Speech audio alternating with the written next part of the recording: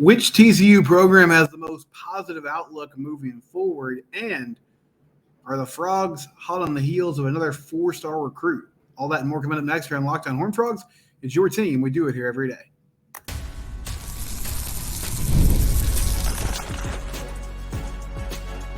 You are Locked On Horned Frogs, your daily podcast on the TCU Horned Frogs. Part of the Locked On Podcast Network, your team every day. Locked On Horned Frogs, your team every day. We're free and available wherever you get your podcast. Subscribe on your favorite podcast platform or on YouTube. First things first, go Mavs, baby. I'm not really – if you're watching on YouTube, I'm wearing a Mike Finley Mavericks jersey. Mike Finley was, for whatever reason, my favorite player when I started watching the Mavs as a kid. Even though Dirk Nowitzki was on the team, Steve Nash was on the team at the time, I really gravitated towards him. But Mavs playing in the NBA Finals tonight against the Boston Celtics. And I'm at a place in my life where I personally just kind of feel weird about wearing jerseys. As a grown man, I think it's kind of odd. If you're comfortable with that, that's totally fine. It's just personal choice. But I'm breaking out the Mike Finley jersey for Game 1 of the NBA Finals as Luka Doncic tries to bring a championship back to Dallas. But this is a TCU show, so we'll get to the thing that you're here for. I was going to say that in a better way, but that's what came out. So there you go. We'll get to the main course here, which is TCU athletics. And I talked about this on Tuesday's episode.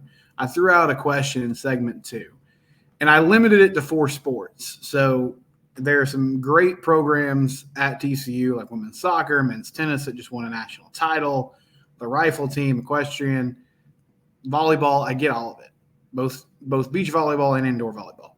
But I kept it to what most people would see as the main 4 sports in college athletics: football, men's basketball, baseball, and women's basketball. And I simply said, what program are you most optimistic about, or do you have the most positive outlook on moving forward? As we're in the middle of the off season for all sports now, I got a few responses in the YouTube comments, and I decided to also put a poll out on Twitter, and the results came back yesterday. Football was the leader with 37%. Women's basketball was at 29%. Men's basketball at 18%, and baseball at 15%. I'm not shocked by these results. I thought football would be the leader. I said it on Tuesday's show. I thought football had the most optimistic outlook. I still believe in Sonny Dykes. He had a great season in his first year, showed proof of concept. Last year was a disappointment, but I think there's a good chance they bounce back this season with a more experienced quarterback, reworking the offensive line, moving some pieces around the transfer portal. And I still think Sonny is a really sharp coach, a good coach, a solid CEO that delegates well. I believe in the staff. I like the addition of Andy Avalos as defensive coordinator. Women's basketball was the other program that came to my mind just because of all the excitement they've had this offseason. I thought Mark Campbell did a nice job given the circumstances they were dealt with last year with all the injuries. They showed some improvement, brought in Haley Van Lith this offseason. Haley Van Lith, by the way, going to go play in the Paris Olympics in the 3-on-3 basketball event, which is really cool. Congratulations to her for getting selected. There's a cool video on TCU social media that shows her finding out about that selection to the USA 3-on-3 team. Maddie Shear from Kentucky, Donovan Hunter from Oregon State, a lot of really good players coming to TCU to join Sedona Prince, Madison Connor, and others. And Mark Campbell has shown a great ability on the recruiting trail to sell what they have right now, which is honestly not a lot of history, but he's still been able to find ways to land not only big-time players, but players that are coming in with a lot of attention and will bring eyeballs to the basketball program, which is exciting. The thing that I kept coming back, though, to when I was balancing those 2 options is I still need to see women's basketball win more to believe in it. I think they're very talented on paper. The Big 12 will be fascinating this upcoming season because you're losing Oklahoma, who won the league last year. Texas has been very good for a long time. Baylor, perennially very solid in women's hoops. Arizona, who's coming in, same type of story. but it feels a little more wide open than it has in the past. And so maybe there's an opportunity for TCU to make some noise. That being said, last year was tough for the majority of the season. There were reasons behind that, namely the injuries. Still, though, that wasn't a team that was really close to the NCAA tournament. Do they get there if everyone's healthy? Possibly. I think some people would say probably. I would tap the brakes on that a little bit. But bottom line is there's a lot of excitement about where they're headed. I was a little surprised that men's basketball got more love than baseball, just because the general vibe I get from the TCU community, it's sort of split. There's a group of fans that are like, hey, why would you be critical of Jamie Dixon in any way? Not in any way, but why would you be critical of Jamie Dixon and where he's brought the program? Do you not understand where TCU basketball has been in the past, what he inherited? And he's brought the program to new heights. And then there's another section of the fan base that is like, they're tired of the hamster wheel of 500 seasons and Big 12 play, getting bounced in the first weekend. This past year, a really uninspiring close to the season in the regular season, and then got destroyed by Utah State in that first-round tournament game. I do wonder for those that are – well, I guess I should say this first. I was surprised that because of the kind of lightning rod that Jamie has become during his tenure to a certain extent, or I guess the narrative around his career arc so far at TCU, that he finished ahead of baseball and Kirk Saarloos, because Wall this year was extremely disappointing. They did make the College World Series a couple of seasons ago. But I think part of that's recency bias. The way baseball kind of fell on their face this year, it was not expected. And even if you weren't fully buying into the top 5 ranking at the start of the season, I don't think anyone had missing the NCAA tournament on their bingo card. So a rough season there, and I think a big off season for TCU baseball. And I'll be really intrigued to see the plan as far as who they target in the portal and the positions that they're going to go after, because you need some help at first base potentially. You need some help on the mound. Lineup has to get better. It was bad this year, to be honest about it.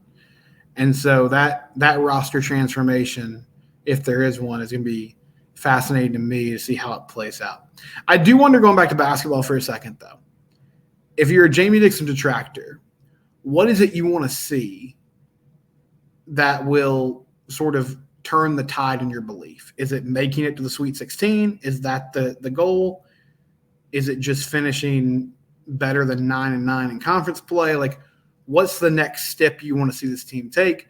They have done a really good job this offseason of finding talent in the transfer portal, which is something that Jamie has embraced recently, and I think he's done a solid job at getting talented guys in the fold and sort of reworking and rebuilding that roster every year. A few responses. Tommy Fisher said on Twitter, in all honesty, it should be women's hoops, but football is king. And I left this question up to interpretation. It's sort of open-ended. So maybe some of you thought that as well. It wasn't so much that you believed football had a more positive outlook just in a vacuum, but because you're more laser focused on football, you ended up voting that way. That's an interesting take. Football is definitely driving the bus here, and that's what most people would say they want to be the most successful. So maybe that bias played into the vote a little bit. But I do think that there's reasons to be excited about where football is headed. And I believe that the staff has done a good job. Now, it has to come through in execution this upcoming season. But a lot of the areas that we were sort of highlighting as, man, this is a big problem for the future of this program, they address those in the offseason. They went and got a new defense coordinator. They're going to be running a more aggressive defensive scheme this upcoming year. They've worked hard to rebuild the trenches. Added some players on the D-line as well. It does seem like Sonny is good at assessing, like, okay, here's what went wrong. Now we have to pivot make adjustments and move forward. I wish it didn't take an entire season where they were headed down the wrong path for it to happen, but that's sports sometimes. Let's see who else chimed in on YouTube here. Jacob Langford says, still think there's optimism for football. Hopefully the down year motivates Sonny, other coaches and players. I think the next few years will be really solid. Of course, men's tennis will still be solid. Yeah, David Rodidi's built a machine there, man. I think they're going to be fantastic over the next few seasons. I hope that they're more motivated. I'm going to stop predicting the team's motivation level because I felt like coming off that national championship appearance, that motivation will be at an all-time high, and it didn't exactly turn out that way. So I'm kind of done trying to get into the mind of the program collectively. But yes, you would think they'd be super motivated this offseason to try to figure this out and turn this thing around. Tanner McKinney says, I say football. I see them making a bowl, and that will help with recruiting for this upcoming year. The TCU offense has to start scoring. I think the offense will be better this season, but yes, they have to be more efficient this year. I do think they improved as the season went on in some of those situational football situations. But yes, it has to get better. Moving the chains, scoring touchdowns, and avoiding long field goal attempts for Kyle Limmerman, the true freshman who's coming in from South Lake Carroll to take over the place taking duties for the Frogs. When we come back, is TCU getting their mojo on the high school recruiting trail in line? Could they land a 4-star offensive lineman? We'll talk about that next year on Locked On Horned Frogs. It's your team every day.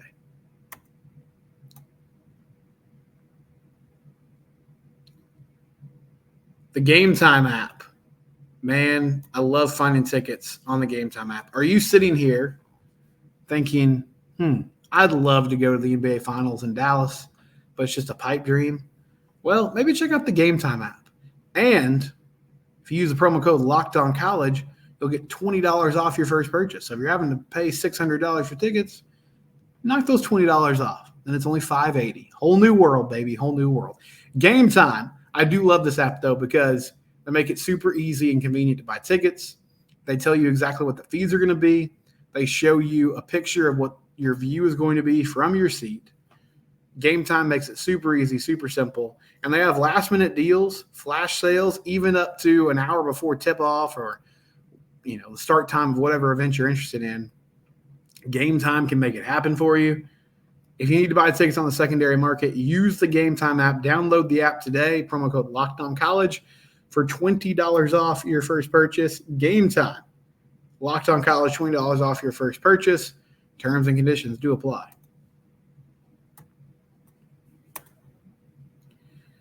If you missed Tuesday's show, TCU landed a 4-star edge rusher from Summer Humble Creek in Chad Woodfork. Big-time player, great speed, great athleticism, falls in line with everything else TCU has been doing in this 2025 class from a linebacker perspective.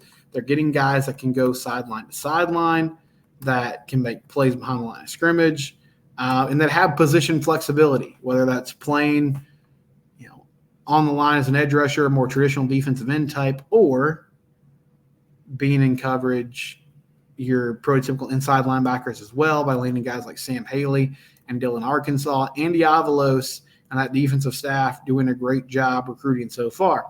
Now, if you've paid attention to this 2025 class so far, Chad Woodfork, edge, Ty Hawkins, quarterback, Ed Small, wide receiver, John Schobel, defensive end / linebacker, Floyd Guidry, defensive lineman, Anthony Williams, another edge player, Chance Abels, wide receiver, Sam Haley, inside linebacker, Mason Peterson, the tight end, Dylan Arkansas, inside linebacker, Keelan Abrams, outside linebacker, edge player, and then Chris Jimerson, who's playing quarterback right now at North Crowley, but projects as an athlete, potentially a wide receiver at the next level. There's no O-lineman right now in the fold, and that's been a huge point of emphasis for TCU in the 2023 and 2024 class. They are in the mix for a player who's making his decision on June 9th Logan Schramm from Bernie, offensive tackle or guard potentially, 6'6", 328 pounds. You know, with that size, my first thought is he projects as an interior offensive lineman, but we'll have to see where he ends up if and when he gets to campus, wherever that might be. This is not a commit to TCU yet, but Logan has announced that he's going to be making his decision on June 9th, and the 3 schools that he's down to are Texas Tech, TCU, and Arkansas. Dave Campbell's Texas Football, which is one of the many outlets that does recruiting rankings now, they have him as the 4th-ranked interior offensive lineman in the state of Texas in that 2025 class. The top 2, Jackson Christian from Port Neches Grove, he's committed to Texas, and then Connor Carty is committed to Texas A&M. He's from Prosper. But Logan Charm from Bernie, right in the mix there as a potential, big-time interior offensive lineman. He's rated as a 4-star prospect on 247 Sports, a 3-star, composite ranking from 247. But overall, this is the type of big-time O-lineman that TCU needs to make a priority to find. And some of the guys that they've picked up over the last few cycles at these positions have been more developmental projects, but this looks like a guy who'd be ready to play right away. I mean, you see that size, you hear about that size and that ability, and you start to imagine the possibilities of him just kind of road grading people as an interior offensive lineman. It's pretty rare that you get players that are that physically college ready, especially at the O-line position right away. But has played tackle at Bernie. We'll kind of see where TCU sees him fitting in within the context of the O-line. But it does feel like the Frogs and this coaching staff, after I don't think having a rough season, but maybe not meeting expectations from a class ranking standpoint in the last recruiting cycle, they have bounced back in a big way by landing some big-name players. And it's been a heavy defensive class so far, but you're starting to see those offensive players come to the forefront as well. And when you watch Logan's huddle tape, I mean, he's got everything you want as an offensive lineman. Great size and ability, also some athleticism. And the big thing is just kind of that nasty streak and that that physicality, puts guys on their back, lays on top of them, drives guys out of the frame, moves his feet well, does everything you want as someone who projects to be a physical player at the next level. So he will be making his decision on June 9th. We'll keep an eye on that. Again, the finalists, Arkansas, Texas Tech, and TCU. But A.J. Ricker and that offensive coaching staff trying to get him in the fold to be a TCU Horned Frog, to join some of the other highly rated recruits in this class. Ty Hawkins, the QB, he'll be competing at the Elite 11 finals in LA later this month. Woodfork is going to get a lot of attention during his senior year, especially if he continues to put up big numbers. Frog's doing a really nice job starting to lay the foundation for this 2025 class and what it's going to look like here in a few months. When we come back, we'll wrap things up with some audience reaction. It's Locked on Horned Frogs, your team every day.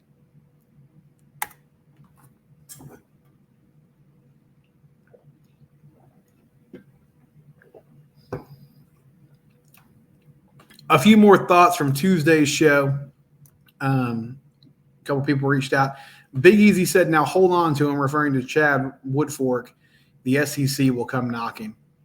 I mean, that's always I don't want to say the negative side of the coin, but it is a realistic concern. You get somebody committed early, especially someone that is highly regarded as a player, then you got to find a way to make sure they're going to keep that commitment locked in, which is difficult to do in today's day and age. And Woodfork is a player that's got offers from anyone and everyone, and has offers from places like Michigan, Georgia, and as Big E said, other SEC schools that are more known for putting out big-time athletic edge rushers and guys that wreak havoc on the defense side of the football. I do think we're seeing, though, and I said this the other day, we're seeing the prowess of Andy Avalos on the recruiting trail. I remember Brian Smith mentioning, hey, if you did well at Oregon, that means you know how to recruit on a national level, because even though Oregon has an incredible brand and has built some special excitement and just good vibes around that program, going back to what they did with Chip Kelly and having the Nike partnership, and then, of course, Dan Lanning has created some great buzz there as well. But you also have to understand how to recruit on a national level, because there's not just tons of incredible high school players in your backyard. Now, that's a totally different situation, because now Coach Avalos is in the state of Texas, where there are great players. And, I mean, high school football is second to none here. But it appears he's doing a really good job helping these guys understand, hey, this is where you could fit in our offense, or in our defense. We want to let you play free, play a style of football where you're going to be able to make plays. And that's appealing to these young men, because I think they want to be part of something where they're going to be the centerpiece of the defense, and they're just going to be able to get after the quarterback and then use that athleticism to do some other special things on the field as well. So the versatility of these linebackers that they've landed so far in the 2025 class, I think, is a testament to what Andy Avalos and Ken Wilson have done since they found their way on campus here a few months ago. Travis Garnett, going back to the optimism of the four programs, he said, for football, women's basketball, we need more of a sample size, especially after only a full season or two. All four programs seem to do well in the transfer portal, though. In the short term, I'm excited for women's basketball. But he does wonder what Coach Campbell's approach is to high school recruiting, and how he's going to kind of see that play out. And then men's basketball seems to be most steady, given how they're bringing in talent, allowing the talent to develop, and on-the-court play leads to consistency in the postseason as well. I would largely agree with you on the high school recruiting standpoint, except I don't know. Basketball is such a different situation, because you really can build your roster through the portal. Now you're having to deal with the issue of basically building a new team every season, which is tedious and tough to do. And it's difficult to find chemistry and rhythm when you're doing that. But at the same time, I mean, at least in men's basketball, with how many players go to the draft after one or two seasons, that's kind of always been the case.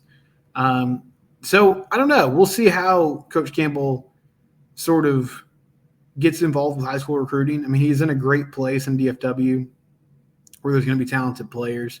But I think it is always tempting to go after, especially when you're talking about guard play, just players that are experienced and understand what it takes to be successful, and what it takes to get it done at the college level. The men's basketball program being steady and consistent is a good point. Even though I know people want more, and I understand that sentiment, there is something to be said about being in the dance each and every year. And Jamie Dixon has brought that expectation to the table now with the way he's turned around the program in the last decade or so. And even this past season, when I think they didn't have the best talent, which, again, that's on the coaching staff, they still found a way to get to the dance, even though things ended very quickly, and they were never really in that game, unfortunately, against Utah State. We'll be back tomorrow to wrap things up for the week. This is Locked On Horned Frogs. It's your team every day.